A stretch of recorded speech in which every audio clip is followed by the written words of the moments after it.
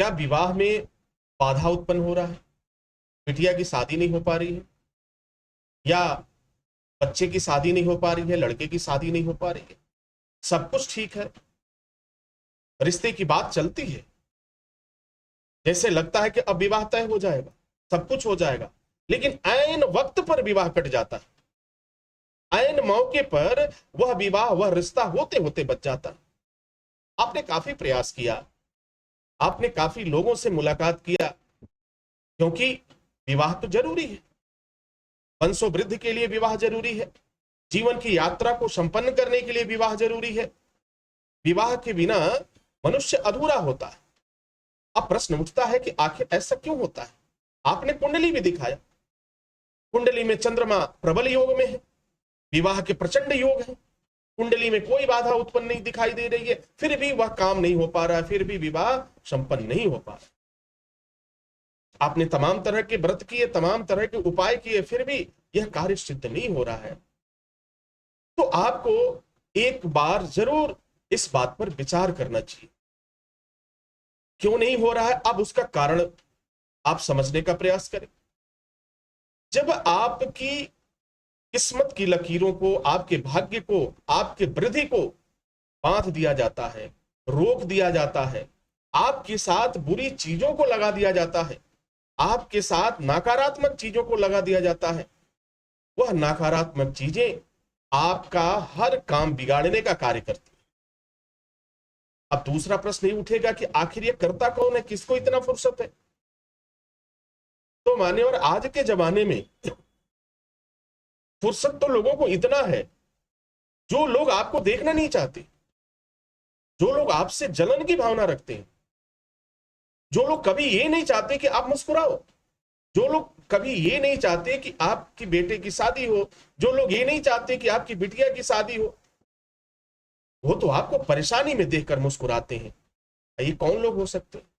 अब जाहिर सी बात है, वो आपके शुभचिंतक तो नहीं हो सकते, वो आपके विरोधी हो सकते हैं, आपके दुश्मन हो सकते हैं, वो आपके अपने हो सकते हैं। ऐसे लोग ज्यादातर आपके आसपास ही होते हैं।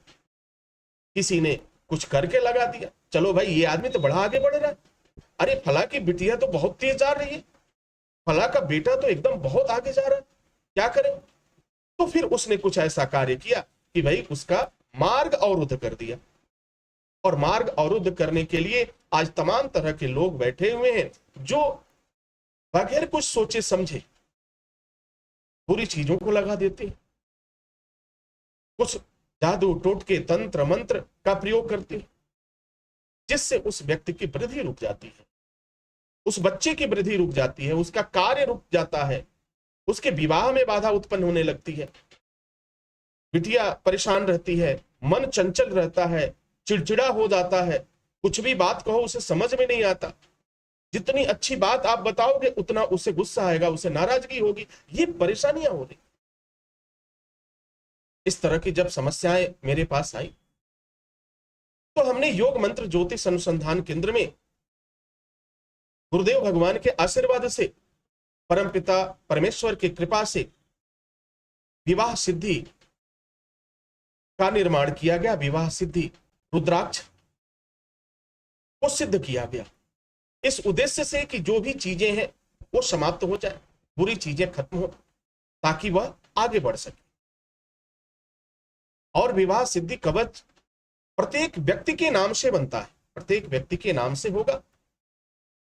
अगर इस तरह की बाधाएं आपको भी परेशान कर रही हैं, तो आपको एक बार विवाह सिद्धि कवच को जरूर धारण करना चाहिए, जिसमें परमपिता परमेश्वर का आशीर्वाद, मंत्रों की शक्ति होती है, वह बुरी चीजों को दूर करता है और आपका मार्ग प्रशस्त करता है।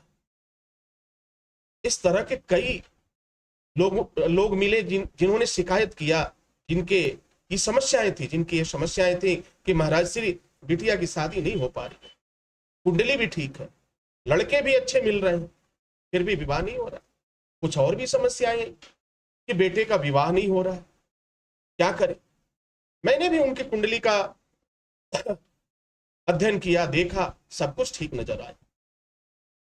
अब फिर ध्यान जाता है कि कहीं कुछ हुआ तो नहीं, हमने हस्तरेखाओं को भी देखा, हस्तरेखा में भी बहुत अच्छे योग है, हर चीज का योग बहुत अच्छा है। और इस बिटिया का विवाह तो 2 साल पहले हो जाना चाहिए था, अब तक विवाह नहीं हुआ। अब धीरे धीरे वह ग्रह नक्षत्र भी बदल जाता है, दूसरे ग्रह नक्षत्र आ जाते हैं और परेशानियां और बढ़ने लगती हैं। तो अधिक विलंब न हो, उससे पहले आप विवाह सिद्धि कवच जरूर धारण कराएं बिटिया को और अपने बेटे, अगर इस तरह की बाधा आ रही है तो। और आप देखेंगे आपको बहुत जल्द शुभ समाचार मिलेगा, बहुत जल्द आपको खुशखबरी मिलेगी, विवाह संपन्न होगा, आपको कोई परेशानी नहीं होगी, आपको कोई दिक्कत नहीं होगा, आपको बहुत भाग दौड़ करने की आवश्यकता भी नहीं है। आप घर बैठे उस बच्चे के नाम से, बिटिया के नाम से, बच्चे के नाम से विवाह सिद्धि कवच का निर्माण करा सकते हैं, जिसमें योग मंत्र ज्योतिष अनुसंधान केंद्र आपकी सहायता करेगा। आपको सामग्री का खर्च देना, उस सामग्री को भी, जो भी सामग्री का खर्च आता है, वो सामग्री खर्च आप ऑनलाइन पेमेंट कर सकते हैं। और ये सिद्ध कवच आपके नाम से सिद्ध करने के बाद शुभ मुहूर्त में, शुभ योग में आपके घर तक कोरियर के द्वारा पहुंच जाएगा, डाक के द्वारा पहुंच जाएगा, या अगर आप आ सकते हैं तो अनुसंधान केंद्र आकर के आप उसे ले सकते हैं। बहुत ही सरल उपाय है।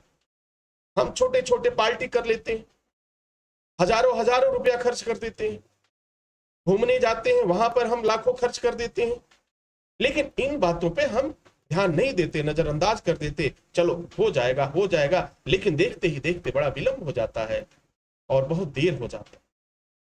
तो हमें इस बात को समझ लेना चाहिए, इस दुनिया में अच्छे लोग भी हैं, इस दुनिया में बुरे लोग भी हैं। इस दुनिया में अच्छे लोग भी हैं जो आपकी शुभकामनाओं के लिए प्रार्थना करते हैं परमपिता परमेश्वर से।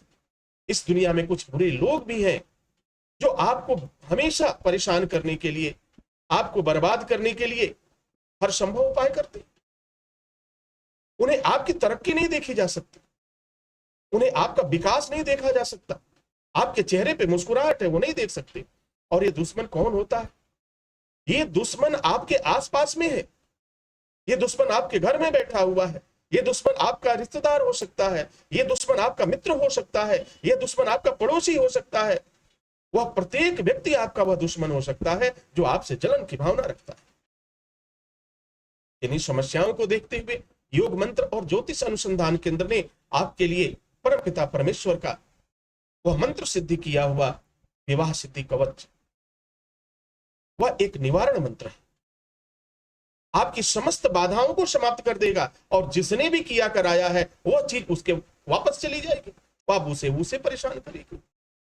देखो, आप किसी को कितना भी दुख देने का प्रयास करो, परम पिता परमेश्वर बचाने का कार्य अवश्य करता है, कोई ना कोई उपाय करता है।